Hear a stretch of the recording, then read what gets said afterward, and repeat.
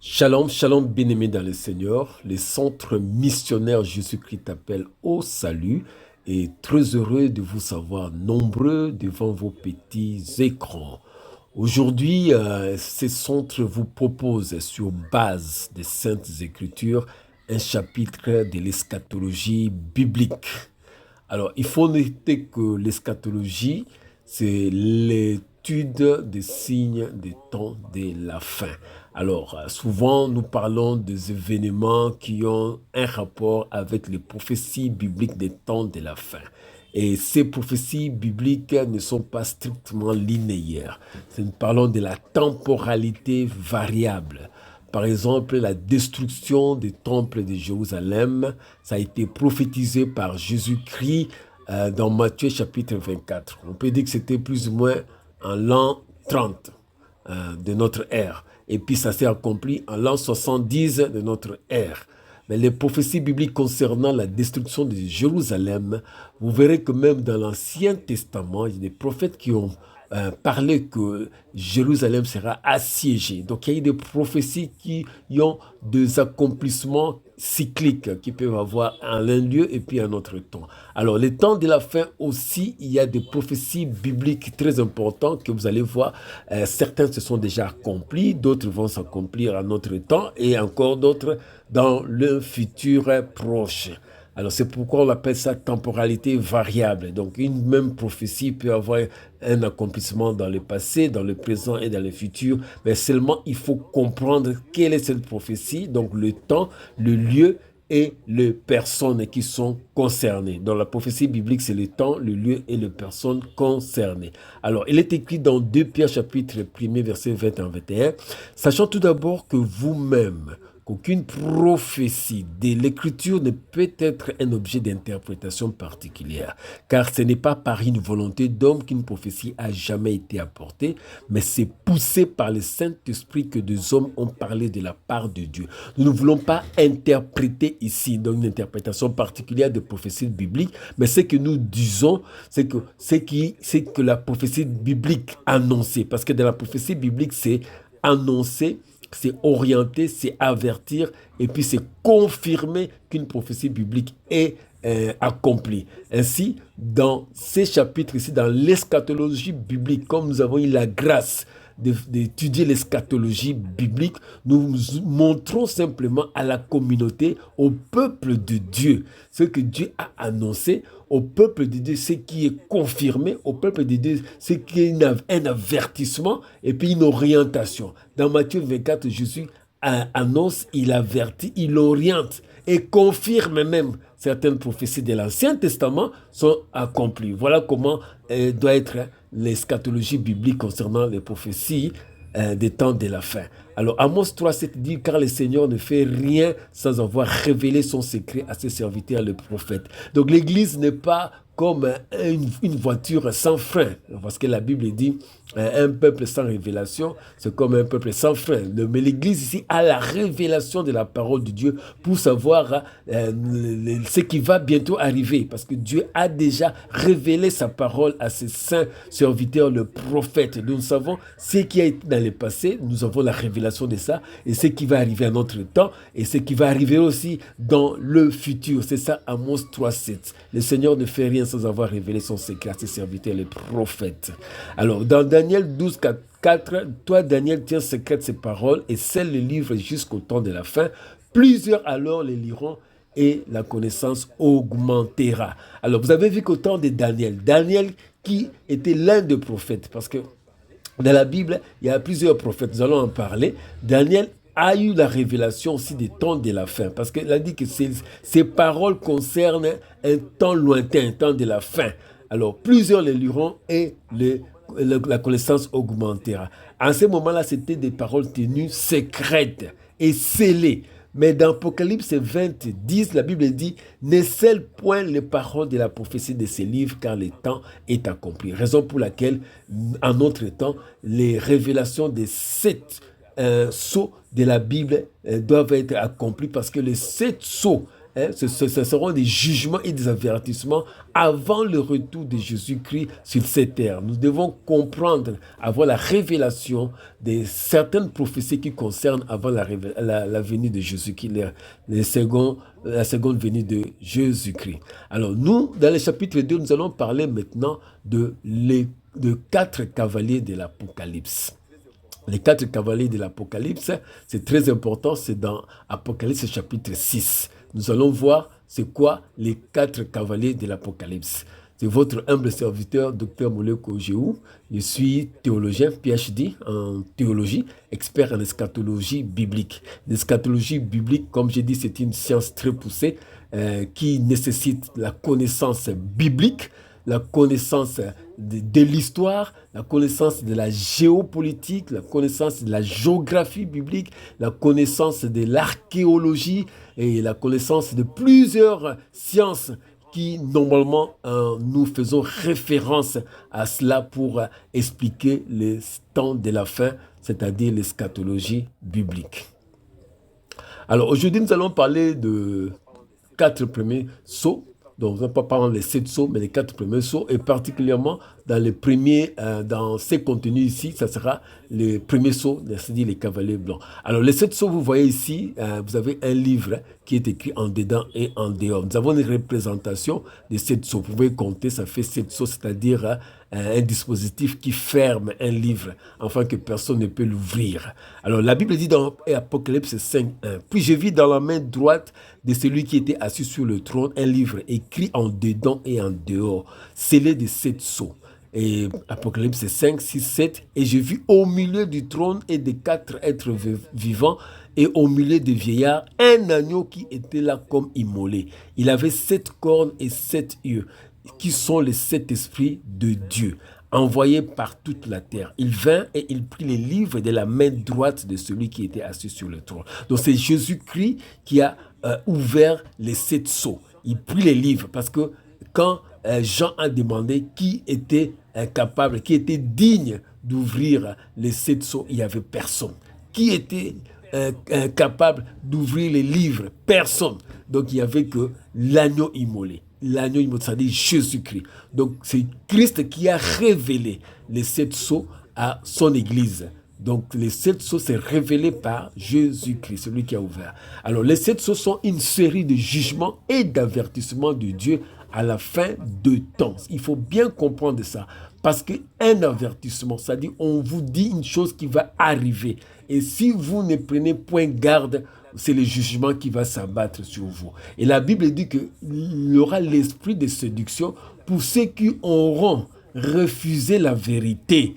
C'est à ce moment-là que l'esprit de séduction va entrer en eux pour qu'ils croient au mensonge. Donc il faut faire très attention. Si vous ne croyez pas à la parole de Dieu, à la vérité, c'est l'esprit des mensonges qui entreront en vous pour croire maintenant au mensonge. Alors le prophète, lui, il annonce, il avertit, il oriente et confirme.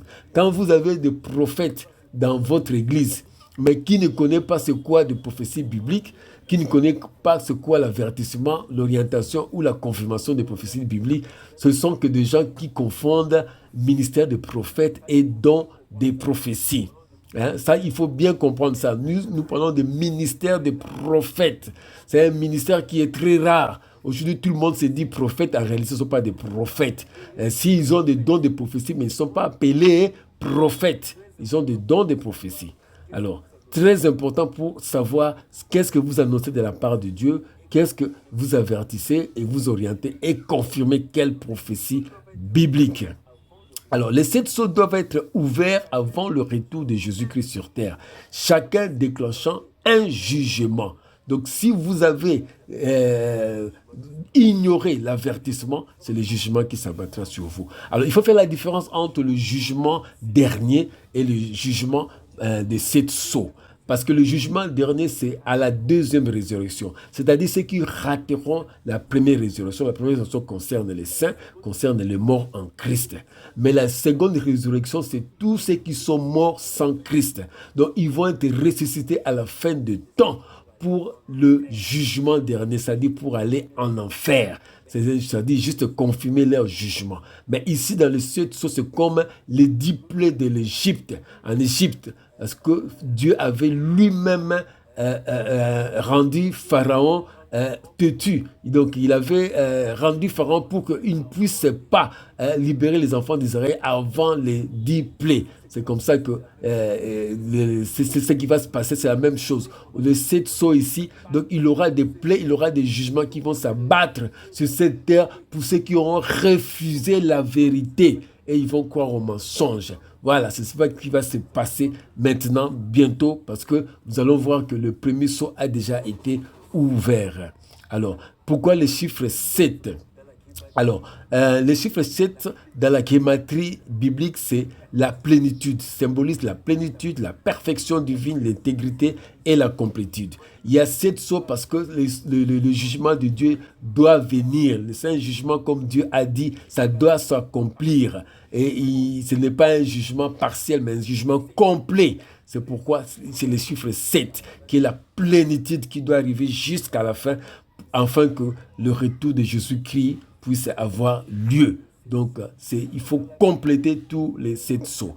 Alors, dans la Bible, surtout particulièrement dans l'Apocalypse, le chiffre 7 est repris plus de 50 fois. Tandis que dans toute la Bible, plus de 700 fois, le chiffre 7 a été repris. Donc, ça a une signification de la plénitude que tout doit s'accomplir. Parce que la parole de Dieu s'accomplit toujours, les prophéties bibliques s'accomplissent toujours. Alors, nous commençons par le premier sceau. Alors, dans le premier sceau, c'est le cheval blanc. Alors, le cheval blanc, vous voyez là, c'est Apocalypse chapitre 6, verset 2.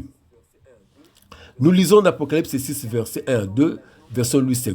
J'ai regardé quand l'agneau ouvrit un des 7 sceaux. Et j'entendis l'un de 4 êtres vivants qui disait comme d'une voix des tonnerres, « Viens !»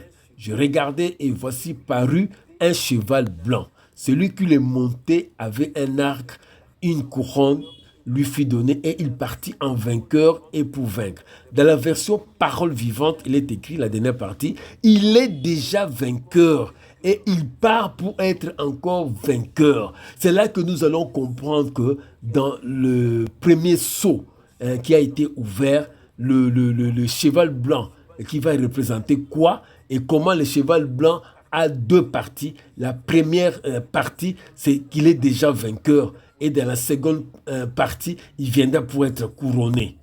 Alors, nous lisons ici, nous voyons le cheval blanc. Alors, pourquoi la couleur blanche?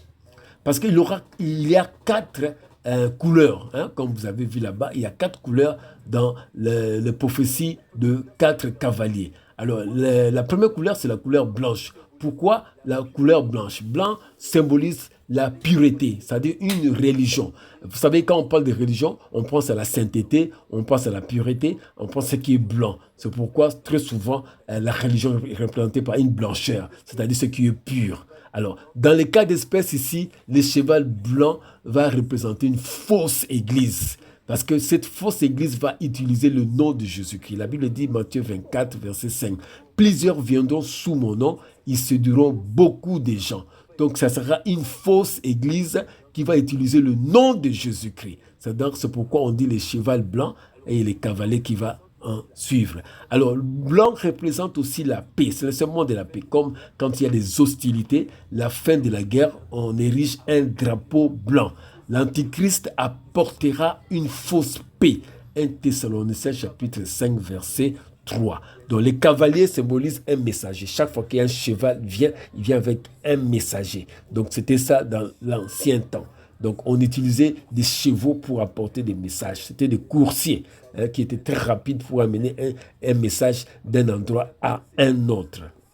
Alors Satan se déguise aussi. Il prend souvent l'apparence de la piété. C'est pourquoi nous avons parlé de cheval blanc. Parce qu'il viendra avec la séduction.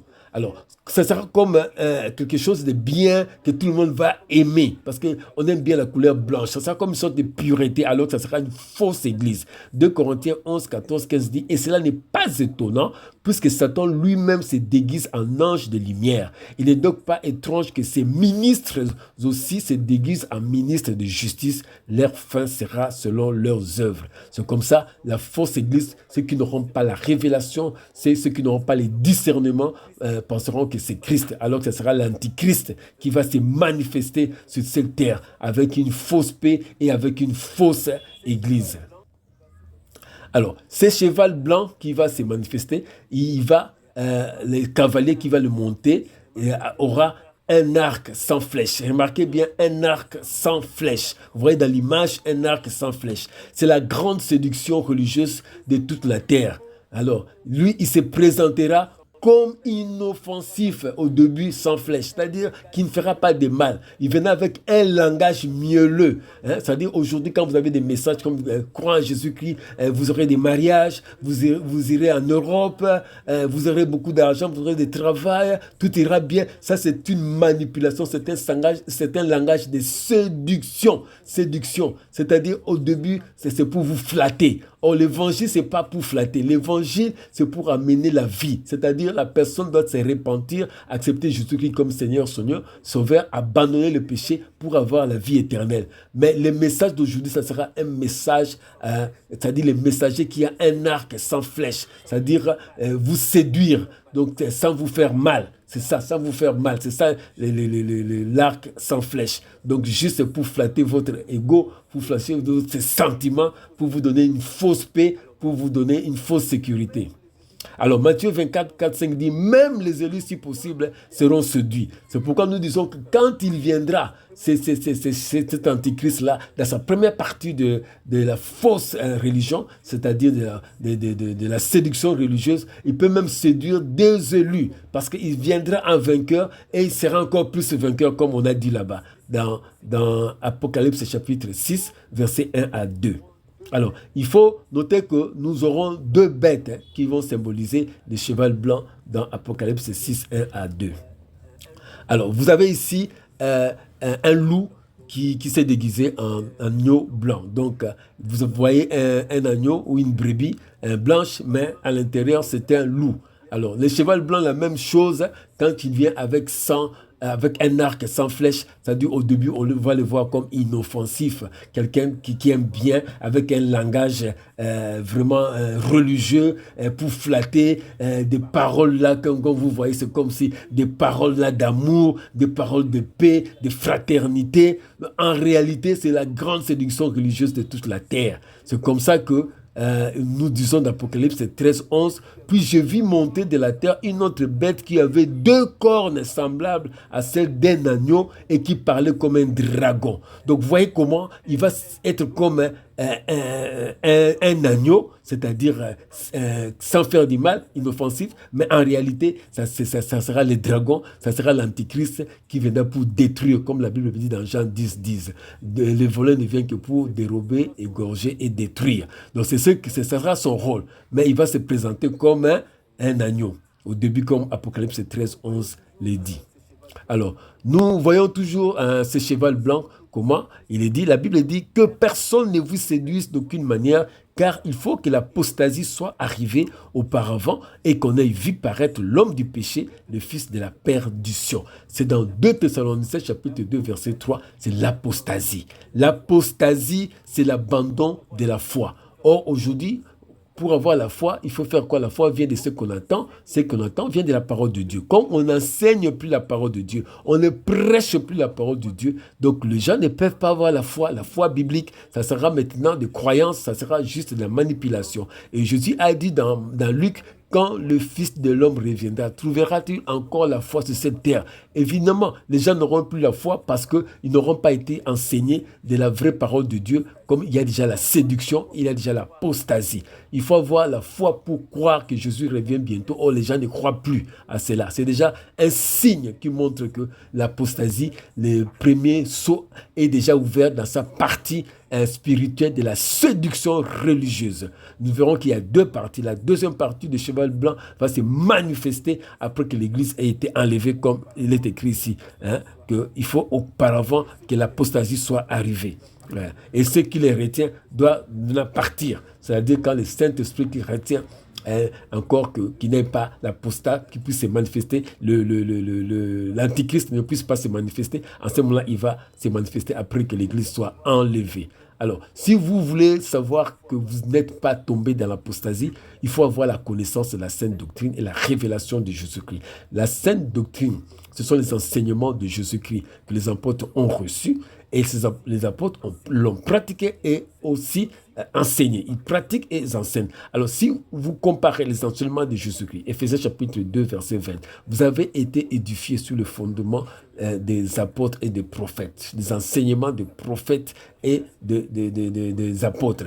Alors, ça signifie la connaissance et la révélation. Les apôtres enseignent et les prophètes révèlent. Donc, il y a la connaissance, c'est-à-dire il y a les logos et puis il y a les rhémas. C'est ça, vous avez été édifiés sur le fondement des apôtres et des prophètes. Jésus-Christ étant lui-même la pierre angulaire, parce que c'est Jésus-Christ qui représente la parole et la révélation.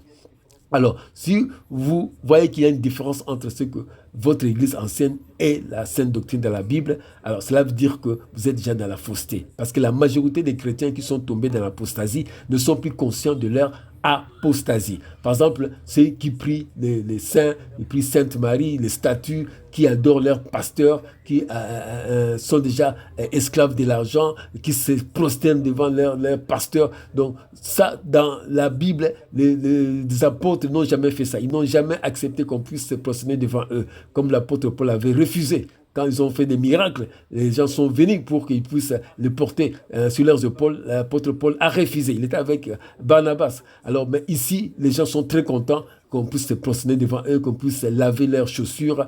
Tout cela, c'est déjà, les gens sont tombés dans l'apostasie parce qu'ils ne connaissent plus la parole de Dieu, se sont éloignés de la saine doctrine. Tout ça à cause de la séduction religieuse. Les vierges folles ne savaient pas qu'elles étaient folles au début. Elles l'ont su qu'à la fin, quand le cri de minuit a retenti, c'était trop tard.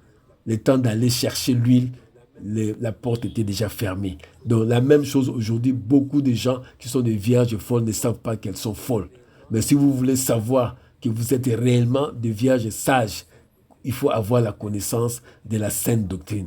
Voici un livre que j'ai écrit, c'est les 24 vérités essentielles de la sainte doctrine biblique. Ce livre est disponible. Vous pouvez même commander sur ce numéro qui s'affiche en bas de l'écran à droite. Très, très important de connaître la sainte doctrine qui explique en fait les vérités bibliques que nous devons connaître pour être sûr que nous ne sommes pas dans l'apostasie.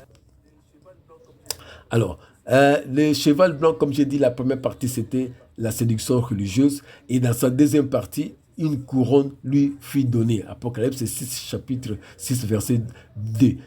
Verset 2b. L'Antichrist apparaîtra pour régner sur cette terre pendant 7 ans.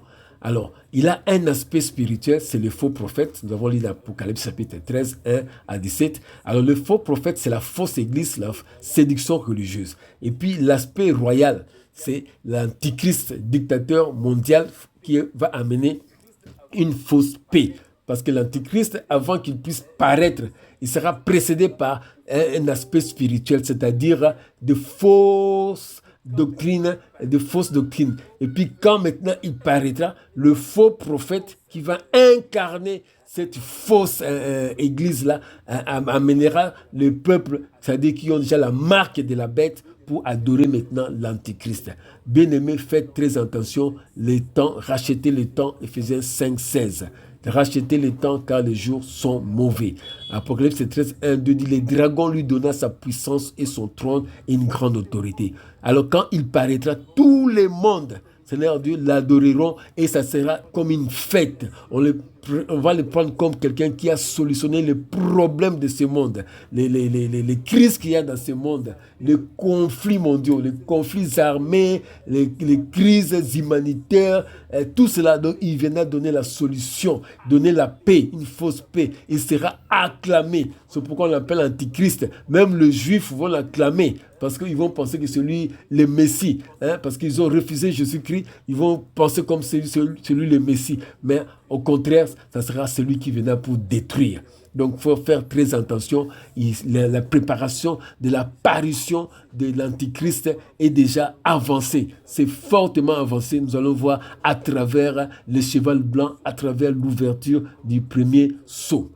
Alors, comme j'ai dit, il se présentera comme la solution aux crises de la planète. Il sera adoré, apportera une fausse paix. 1 Thessaloniciens chapitre 5, verset 3. Quand les hommes diront paix et sûreté, alors une ruine soudaine le surprendra. Aujourd'hui, il y a des crises, il y a des conflits armés partout dans le monde. On n'arrive pas à trouver de solutions. Et les conflits armés au Moyen-Orient, en Ukraine, au Congo, au Soudan, un peu partout. Mais on n'arrive pas à trouver une paix durable. Mais celui-là, quand il paraîtra, il donnera une paix durable pendant quelques instants. Mais ce sera une ruine soudaine qui s'abattra sur le monde.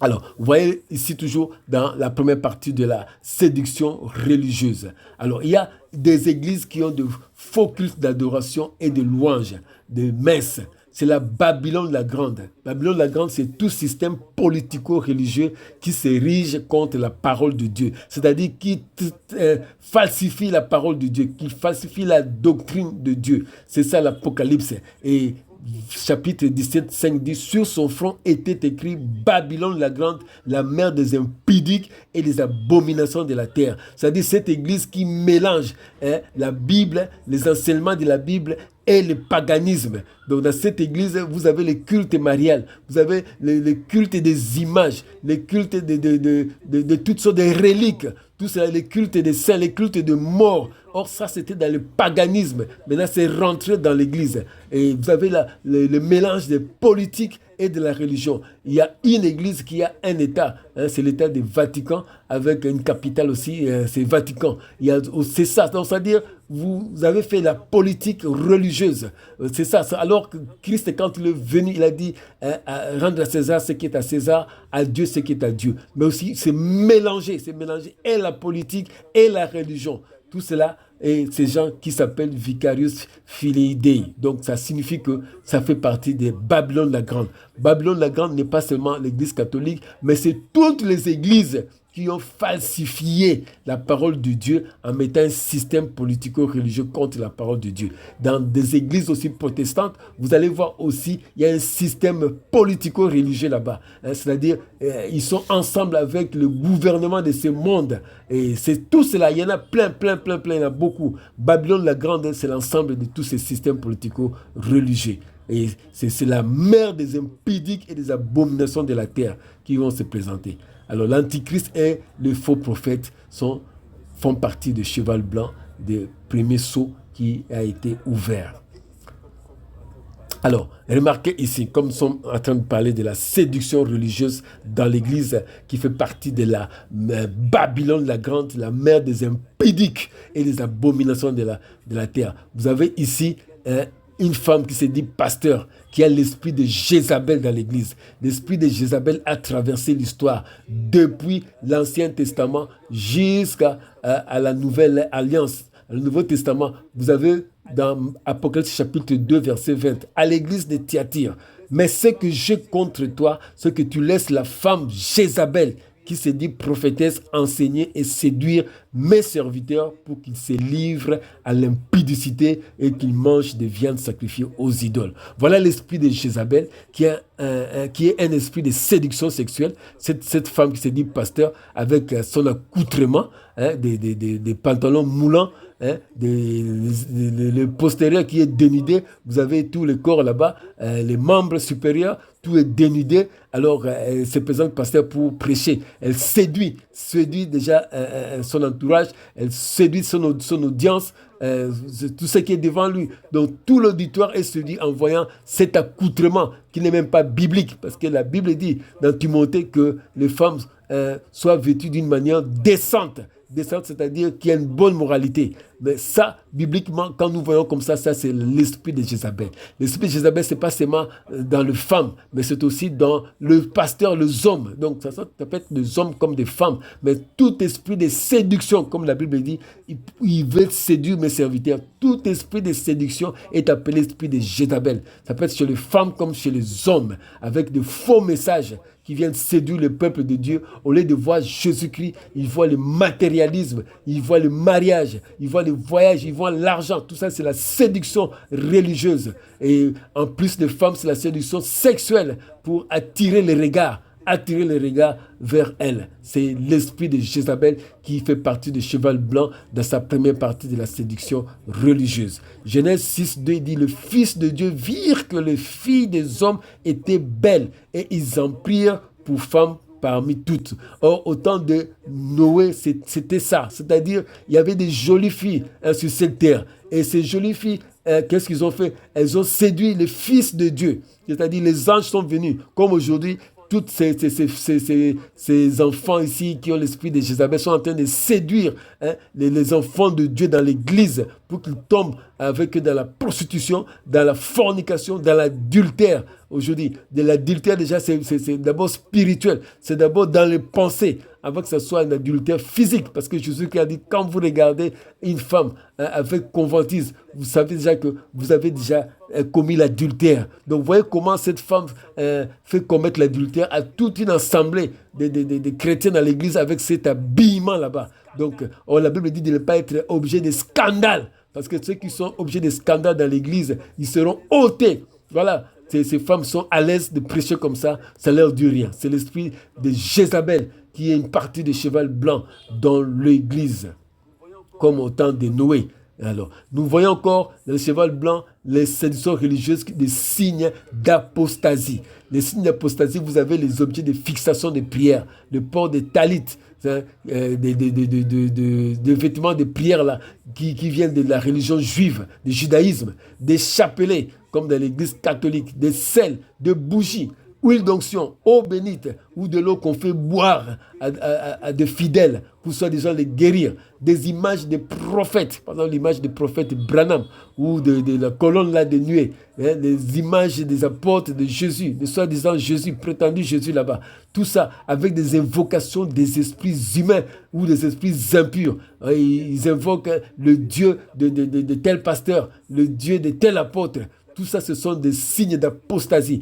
La Bible dit que je suis le Dieu d'Abraham, d'Isaac et Jacob dans l'ancienne alliance. Or, dans la nouvelle alliance, quand Christ est venu, Christ est la fin de la révélation, la complétude de la révélation de Dieu d'Abraham, d'Isaac et Jacob. Comme ça que quand Jésus-Christ est venu, on ne parlait plus de Dieu d'Abraham, d'Isaac et Jacob dans la nouvelle alliance parce que Christ, son nom, qui signifie qu'il est venu sauver. Donc, la promesse que Dieu a faite à Abraham, à Isaac et à Jacob concernant la rédemption, concernant un peuple, concernant, Seigneur, le salut d'Israël s'est accompli en Jésus-Christ. C'est comme ça maintenant dans la nouvelle alliance, c'est en Jésus-Christ que nous sommes sauvés et en son nom que nous prions. Nous ne prions pas au nom de Dieu, de tel apôtre ou de tel prophète ou de tel pasteur. Tout ça, c'est le signe d'apostasie des temps de la fin. Donc, quand nous voyons des gens qui prient avec des bougies, avec des sels pour soi-disant chasser les démons, ou bien avec l'étoile de David, tout ça, ce sont des signes d'apostasie, des cabales juifs dans l'église. Allez. Matthieu nous dit ici dans 2 Thessaloniciens 2:3, il faut que l'apostasie arrive avant l'apparition de l'homme impie. Donc tout cela, nous voyons comment ces gens ne sont même pas conscients qu'ils sont dans l'apostasie.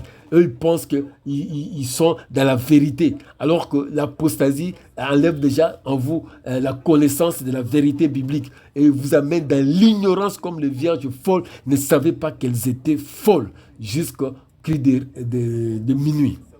Alors, il est très important de savoir que dans toujours le cheval blanc, l'esprit de séduction religieuse, c'est le faux culte d'adoration de louange toujours. Les chantres gospel aujourd'hui ressemblent aux prostituées par leur accoutrement et leur aspect. Regardez par exemple cette chantre gospel ici, qui est presque nue. On a la poitrine qui est nue, on a les épaules nues, cette façon de s'habiller pour chanter, alors que les chantres ou les lévites chantres dans l'Ancien Testament accompagner la prière, accompagner l'adoration. C'est la même chose dans la nouvelle alliance. Les chantes, ce sont des conducteurs d'adoration. Nous devons être des enfants de Dieu et non pour séduire.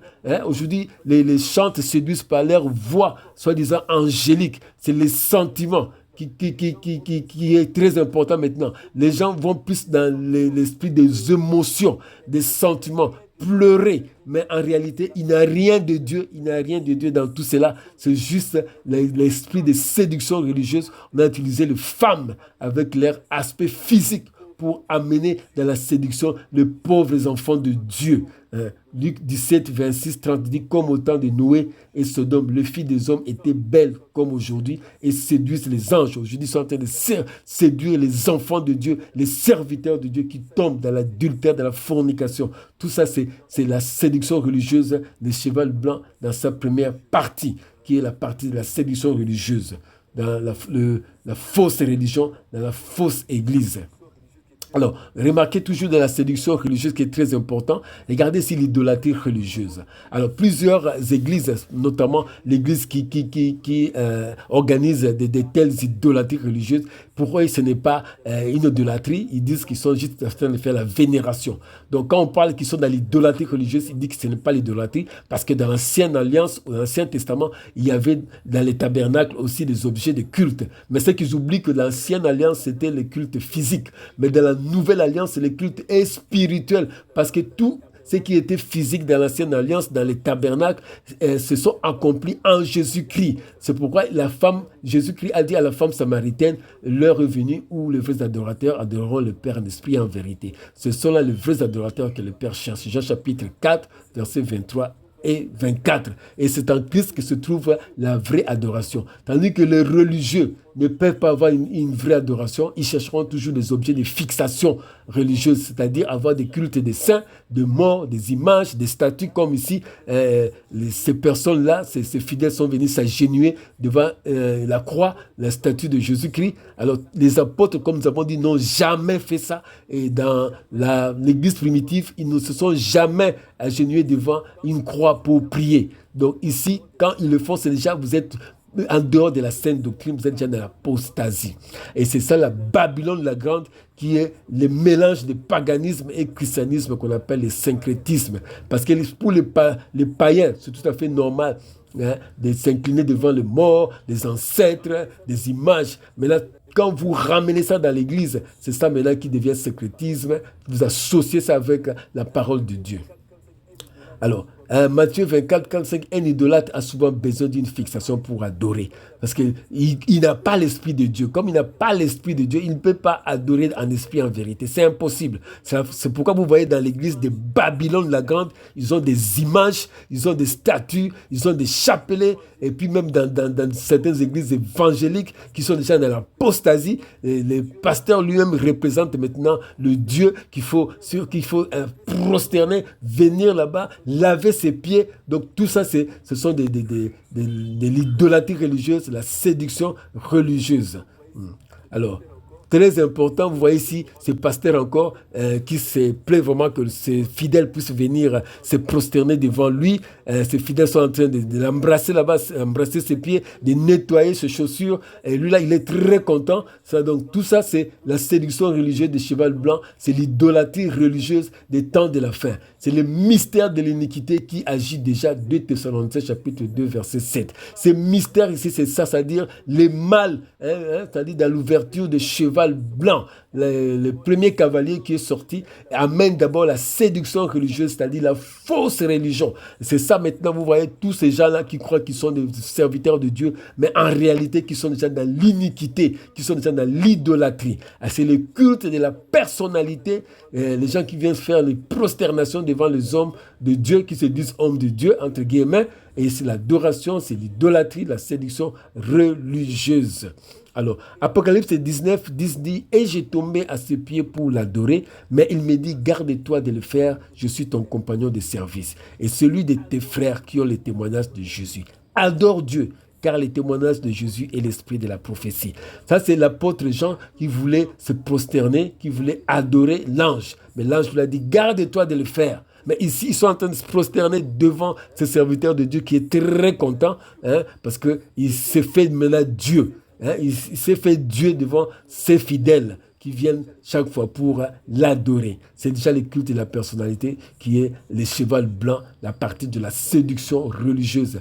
Donc, vous avez remarqué que le premier saut est déjà ouvert dans sa partie de la séduction religieuse, c'est-à-dire la fausse église. Donc, cette pureté-là qui se dit cheval blanc, la couleur blanche qui est en réalité la fausse église, la fausse religion. Ici encore, le cheval blanc, la réunification des religions, la tour de Babel moderne. Chaque 3 ans, toutes les religions du monde se réunissent au Kazakhstan. Sa capitale, c'est Astana. Ils se réunissent là-bas pour préparer une religion mondiale. Donc une religion mondiale unique. C'est cette religion qui va permettre d'adorer l'Antichrist. Parce que Genèse 11, 1 et 4 dit toute la terre avait une seule langue et les mêmes mots. Allons, bâtissons-nous une ville et une tour et dont le sommet touche au ciel et faisons-nous un nom afin que nous ne soyons pas dispersés sur la surface de toute la terre. Pour que toute la religion, tout le monde soit dans une même religion, c'est pourquoi ils sont en train de créer cette religion mondiale unique. Vous avez les chrétiens, vous avez les musulmans, vous avez les juifs, vous avez les hindouistes, vous avez les shintoïstes, vous avez les vaudouistes, vous avez toutes les religions du monde se réunissent chaque 3 ans là-bas à Kazakhstan. Alors que le monde, les chrétiens particulièrement, parfois ils ne sont même pas informés de ce qui se passe dans ces milieux. Mais ils préparent la religion mondiale parce que la Bible dit que l'Antichrist doit être adoré. Or, pour être adoré, il faut une religion. C'est pourquoi ils sont en train de se préparer. Dans ces religions, ils parlent de quoi? De fraternité, ils parlent de la paix et ils parlent de l'amour. C'est le langage de la réunification des religions, en soi disant paix, amour, et puis fraternité, dialogue. Mais en réalité, ce sont des loups ravisseurs qui sont venus pour détruire, qui vont détruire. Parce que tous les habitants de la terre doivent adorer la bête, c'est-à-dire l'Antichrist. Alors il faut une religion et un faux prophète pour animer l'image de la bête. Alors, nous continuons toujours avec le cheval blanc, la séduction religieuse, le faux culte d'adoration et de louange. Alors, l'idolâtrie, comme je vous avais dit, c'est le culte de la personnalité dans les soi-disant églises évangéliques. Alors, les stars gospel qui font entrer en transe le public. Donc, les stars gospel attendent d'abord que le public soit là. Donc, dès qu'il y a suffisamment de personnes, alors quand ces stars vont entrer, ça va émettre maintenant, ça va émouvoir tout le monde qui vont crier, les gens vont crier. Et les concerts gospel deviennent un spectacle pour plaire au public qui a payé de son argent pour venir voir, c'est-à-dire pour vivre les émotions. Ils sont venus pour vivre les émotions qui ont remplacé le spirituel. Les faux adorateurs recherchent les émotions et non Dieu qui les transforme. Quand vous êtes en la présence de Dieu, Dieu vous transforme. Vous étiez impudique. Vous êtes délivré de l'impudicité. Vous étiez voleur, vous êtes délivré. Vous étiez tout ça. Ça veut dire Dieu change votre nature, devient une nouvelle créature. Mais dans ces concerts ici, où lui-même, c'est-à-dire ces stars gospel-là sont des impudiques, sont des voleurs, des détourneurs. Ce sont des menteurs, ce sont des magiciens, ce sont des occultistes. Souvent, ils vont visiter les maisons lucifériennes pour avoir les anges des moissons afin de remplir des stades, remplir des milliers de spectacles, remplir des églises. Donc tout cela, c'est le faux culte d'adoration et de louange. Et c'est ça la séduction religieuse du cheval blanc. Donc le saut est déjà ouvert dans sa première partie de la séduction religieuse.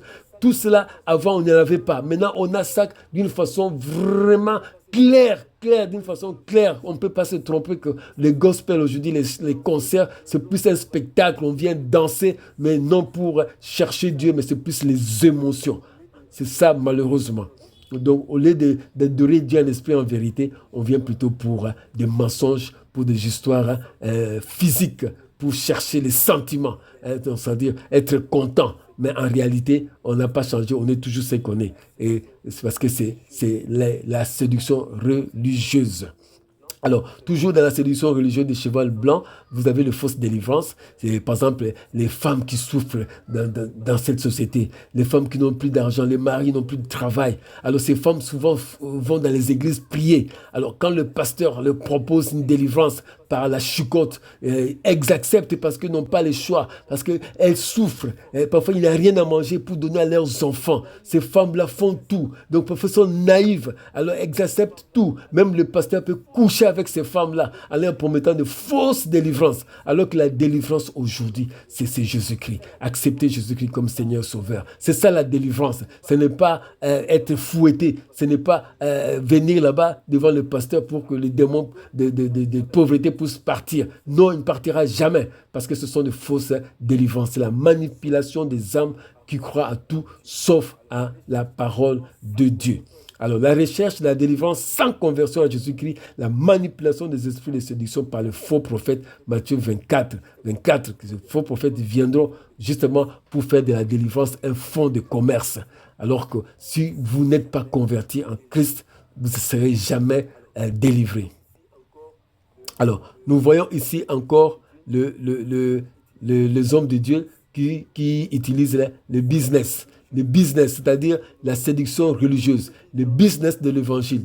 La Bible dit dans Matthieu 21, 12 à 13, il leur dit, il est écrit dans ma maison, il sera appelé une maison de prière. Mais vous, vous en faites une caverne de voleurs. Donc à l'époque de Jésus, il y avait déjà le business qui se faisait dans le temple. Jésus a pris un fouet, a chassé tous ces voleurs-là. Il a dit, vous avez fait de la maison de prière une caverne de voleurs. Mais aujourd'hui, malheureusement, c'est rentré dans l'église. L'évangile de la prospérité, cet évangile, on vous dit de s'aimer pour récolter. Donc, vous voyez que les gens viennent donner l'argent pour avoir la délivrance, pour avoir la prospérité, pour avoir la santé, pour avoir la promotion, alors que le sacrifice de Jésus-Christ a suffi déjà à la croix. Vous n'avez pas besoin de votre argent pour être délivré, ni pour avoir une promotion. Donc, or, l'évangile de prospérité, c'est pour vous tromper. C'est la séduction religieuse.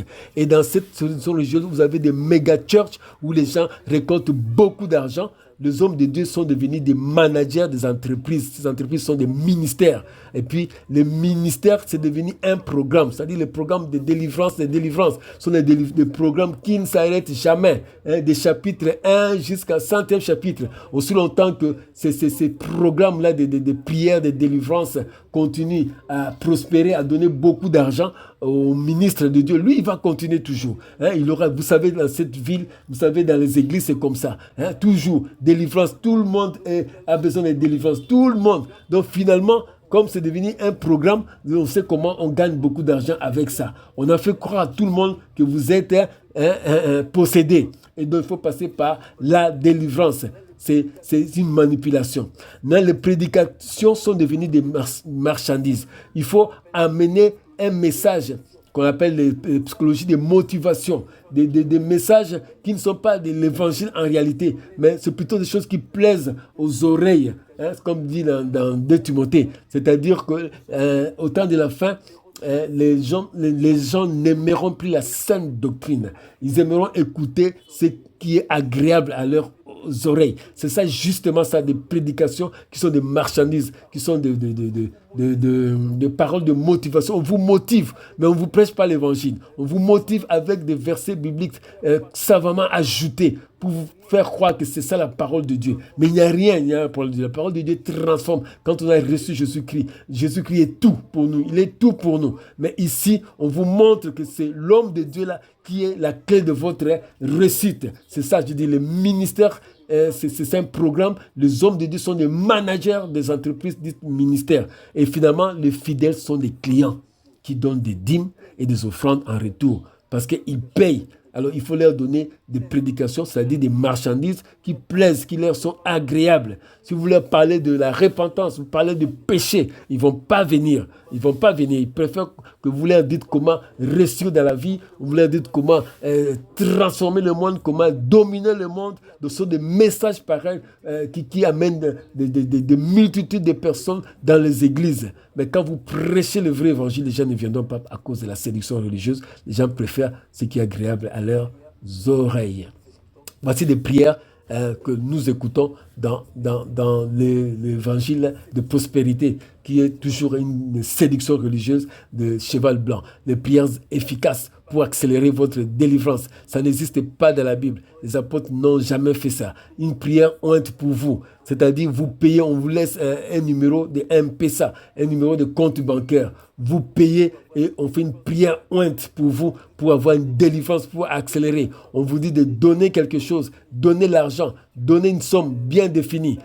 Si tu donnes $1000, votre délivrance est accélérée de 1000 fois. Si tu donnes 10 000, encore plus. Si tu donnes peu, votre délivrance vient aussi lentement. Donc, tout dépend de l'argent que vous donnez. Tout ça, c'est des manipulations religieuses. C'est le business de l'évangile. Voilà. Donc, la Bible nous montre comment que les managers des entreprises, de ce ministère, se font beaucoup d'argent. Ce sont des milliardaires maintenant parce qu'ils ont manipulé la conscience de pauvres fidèles dans les églises et qui payent ces marchandises, c'est-à-dire ces prédications avec leur argent, avec des offrandes décatégorisées. Les gens de $1000, les gens de $500, les gens de $100, et puis après les gens de $50. Et pour les restes, on vous dit de payer en monnaie locale. Tout ça, ce sont des manipulations. C'est le business de l'évangile, c'est le cheval blanc, c'est la séduction religieuse. Alors, nous avons aussi dans la séduction religieuse les ministères là, de gens qui veulent activer le ministère des anges. Il dit comment activer le ministère des anges. Or, dans la Bible, quand vous lisez, il n'y a jamais eu un serviteur de Dieu qui a activé les anges, qui a appelé les anges, bien ordonné les anges. Parce que les anges, quand vous remarquez très bien, les anges, ce sont des esprits qui sont au service de Dieu, envoyés pour exercer un ministère en faveur de ceux qui doivent hériter du salut. Hébreux 1, 14. Jamais ni Paul ni Pierre n'a invoqué un ange pour qu'il vienne l'aider. C'est Dieu lui-même qui envoie les anges pour un ministère bien défini. Mais aujourd'hui, dans la Kabbale juive où on active les ministères des anges, il y a des gens qui ont écrit des livres. C'est la Kabbale juive qui est en fait la sorcellerie. C'est l'occultisme dans l'église. On invoque des anges déchus. Parce qu'un ange de Dieu ne viendra pas, l'ange Michael ne viendra pas si vous l'invoquez. Ce sont les anges déchus qui viennent. Alors on fait des célébrations de Hanouka, où là-bas, quelqu'un se présente comme un voyant, prophète voyant. Il a le don de voyance. Alors si vous lisez dans la Bible, dans l'Ancien Testament, il y avait 3 racines hébraïques de mot prophète. Donc il y avait Nabi, celui qui annonce, il y avait José, on dit causé, celui qui voit, et puis il y avait Roé et celui qui voit. C'est la différence entre causer et Roé. Causer, c'était beaucoup plus passif. Il reçoit de Dieu les messages par vision. Tandis que Roé, lui, il reçoit les messages de Dieu par vision, mais activement. Donc c'est ça, il reçoit de Dieu activement dans Roé, et Causer, c'est passivement. Alors tout cela, les gens amènent ça dans la nouvelle alliance où il se dit encore prophète voyant. Ça, c'est l'Ancien Testament. Et puis, quand le prophète Samuel a organisé l'école des prophètes, on n'appelait plus les prophètes les voyants comme tels. Et les prophètes comme Samuel, les prophètes comme Ézéchiel, comme Daniel. On les appelait les prophètes parce qu'ils reçoivent, ils annoncent. Et les autres comme Gad, on l'appelait voyant. On l'appelait voyant comme ça, quand vous lisez dans Samuel. Donc, il faut voir que l'Ancien Testament est accompli dans la Nouvelle Alliance. Et dans la Nouvelle Alliance, nous avons le ministère des prophètes qui fait partie des 5 ministères. Parce que Dieu lui-même, Jésus, quand il est venu, il est venu comme un don. La Bible dit qu'il a fait des dons aux hommes. Les uns comme apôtres, les autres comme prophètes, encore comme docteurs, comme pasteurs et comme évangélistes. Donc nous sommes comme, mais c'est lui-même qui est par excellence le ministère, c'est Jésus lui-même. Et il nous a fait des dons. Alors les dons là, comme par exemple les dons le ministère des prophètes. Le ministère des prophètes ici, c'est pour le perfectionnement des saints en vue de l'œuvre du ministère pour l'édification du corps du Christ. Quand vous avez un prophète qui se dit voyant dans la nouvelle alliance, mais qui n'amène pas le perfectionnement des saints, ni pour l'édification de l'Église, donc c'est-à-dire que ce sont des faux prophètes, qui sont dans la séduction religieuse, dans la Kabbale juive. Parce que le don spirituel, c'est pour l'utilité commune dans l'Église. Le don spirituel, c'est pour l'utilité commune dans l'Église. C'est pour édifier le peuple de Dieu. Et le ministère des prophètes, comme il a dit, qui fait partie des 5 ministères, c'est pour le perfectionnement des saints en vue de l'œuvre du ministère et l'édification du corps du Christ. Mais malheureusement, le peuple de Dieu aujourd'hui est séduit. Et comme je vous dis, quand vous êtes séduit, c'est que l'esprit des mensonges va entrer chez vous pour avoir refusé l'esprit de vérité. Dieu va lui-même envoyer un esprit de mensonges. C'est pourquoi beaucoup de gens croient à ces faux prophètes-là qui se disent voyants et qui sont pleins dans les églises. Et la plupart, c'était dans l'époque où il y avait des astrologues, des gens qui lisaient les bonnes aventures là, qui sont devenus aujourd'hui des pasteurs dans les églises, hein, qui confondent la divination avec la prophétie. Donc ce sont plutôt des devins qui sont devenus des prophètes dans les églises. Aucun homme de la Bible n'a invoqué les anges. Seul Dieu envoie ces anges qui sont des esprits au service de Dieu, envoyés pour exercer un ministère en faveur de ceux qui doivent hériter le salut, comme je viens de le dire. Alors, une autre partie de la séduction religieuse, ce sont des mariages LGBTQ qui symbolisent la rébellion contre Dieu comme au temps de Sodome et Gomorrhe. Il y a les filles qui étaient devenues très jolies au temps de Noé. Et maintenant, la même chose ici, dans les temps de la fin, les mariages homosexuels est entré dans l'église. Et ce sont des mariages légalisés maintenant. C'est une sorte de rébellion contre Dieu. Et il faut faire très attention. Parce que quand Lévitique 18, 20, il dit « Tu ne coucheras point avec un homme comme on couche avec une femme ». C'est une abomination. Donc il y a l'abomination qui est entrée dans l'église. L'église est en train de marier, de célébrer le mariage de 2 hommes. Donc vous voyez déjà, ou bien de 2 femmes. Ça, c'est la séduction religieuse. On a fait croire à cela que c'est normal. Parce que Dieu est amour. Or, comme Dieu est amour, si 2 hommes s'aiment, Dieu va aimer cela parce qu'ils s'aiment. Ces 2 hommes s'aiment. Mais au lieu d'être fondé sur la parole de Dieu, Ephésiens 2, chapitre 20, vous avez été édifiés sur les fondements des apôtres et des prophètes. Jésus-Christ étant lui-même la pierre angulaire. Non, ils sont fondés sur l'évolution de la société. Parce qu'on dit non, où est le problème, hein? Donc c'est l'évolution de la société qui devient leur fondement dans les églises. Alors, toujours dans la séduction religieuse, vous avez des faux miracles pour attirer les foules et remplir l'église. Comme ici, hein, il y a des gens qui se sont arrangés pour faire croire que quelqu'un était mort et pendant la prière, la personne va ressusciter. Tout cela, ça sera le business. C'est-à-dire beaucoup de gens vont commencer à venir dans cette église parce que ce pasteur fait 2 miracles. Faites très attention, ça fait partie du cheval blanc de la partie séduction religieuse. Ça prépare maintenant, avec la séduction religieuse, à recevoir physiquement maintenant l'antichrist qui va paraître pour régner, comme nous venons de le dire. Il va régner. Alors, faites très attention. Alors, maintenant, les seconds sceaux. La Bible dit, quand il ouvrit les seconds sceaux, j'ai entendu le second être vivant qui disait, viens. Et il sortit un autre cheval rond. Le premier cheval était le cheval blanc. Le deuxième cheval, le cheval roux. Apocalypse 6, 3, 4. Alors, juste pour rappel, le cheval blanc, c'est la fausse religion et la fausse paix. Et c'est ça la signification de la couleur blanche. Et la fausse religion, c'est le Babylone la Grande qui est venu avec l'apostasie dans le monde. Et c'est le faux prophète qui va mener cette religion qui se prépare pour recevoir l'Antichrist. Dès qu'il va apparaître, il recevra une couronne. Comme nous avons lu dans la version Parole vivante, il est déjà vainqueur. Et il viendra pour être encore vainqueur, pour être couronné, c'est ce que la Bible dit. Déjà, la séduction est dans le monde. La séduction a déjà vaincu beaucoup d'églises. Beaucoup de serviteurs de Dieu sont déjà tombés dans l'apostasie. C'est pourquoi Apocalypse 6, 1 à 2, il dit qu'il est déjà vainqueur. Donc, beaucoup de gens sont tombés. Maintenant, lui-même, quand il paraîtra, c'est pour maintenant être couronné, comme on a vu, c'est l'Antichrist qui va paraître. Alors, dans le second sceau, qui parle de cheval roux, nous allons voir ça dans notre prochaine émission, notre prochain élément. Mais ce que je vous dis seulement, restez connectés sur notre chaîne YouTube, Ministère Jésus-Christ t'appelle au salut. Alors, il faut noter que le Centre missionnaire Jésus-Christ t'appelle au salut est un ministère d'évangélisation des nations, de prière et d'enseignement de la sainte doctrine biblique. C'est par votre humble serviteur, Dr. Djeou Moleko Mbondemokita. Je suis théologien PhD, expert en eschatologie biblique.